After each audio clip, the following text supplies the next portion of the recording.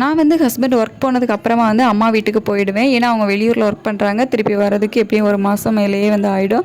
So அதனால் நான் என்ன பண்ணுவேன் அப்படின்னா, நம்ம வந்து 1 மாதம் டைம் எடுக்குதுல்ல திருப்பி வரதுக்கு. அதுக்குள்ளே நம்ம ரூமை க்ளோஸ் பண்ணி வச்சுட்டு போகிறதுனால ரூம்குள்ளே வந்து நிறைய டஸ்ட் வந்து படிஞ்சிடும். இந்த பல்லியெல்லாம் வந்து எச்சம் போட்டு வச்சிடும். ஸோ அதனால் நான் என்ன பண்ணுவேன் அப்படின்னா, முடிஞ்ச வரைக்கும் ரூமில் இருக்க திங்ஸ் எல்லாமே நான் வந்து பேக் பண்ணி கபோர்டில் வச்சுட்டு போக தான் பார்ப்பேன். எங்கள் ரூமில் வந்து கபோர்ட்லாம் கிடையாது. பட் முடிஞ்ச வரைக்கும் பீரோவில் வந்து வச்சுட்டு போகிறதுக்கு வந்து பார்ப்பேன். ஏன்னா நம்ம வந்து வெளியே வச்சுட்டு போயிட்டோம் அப்படின்னா திருப்பி வந்து பார்த்தோம் அப்படின்னா அதில் நிறைய டஸ்ட்டெல்லாம் வந்து இருக்கும். க்ளீனிங் ப்ராசஸ் வந்து கஷ்டமாக இருக்கும்.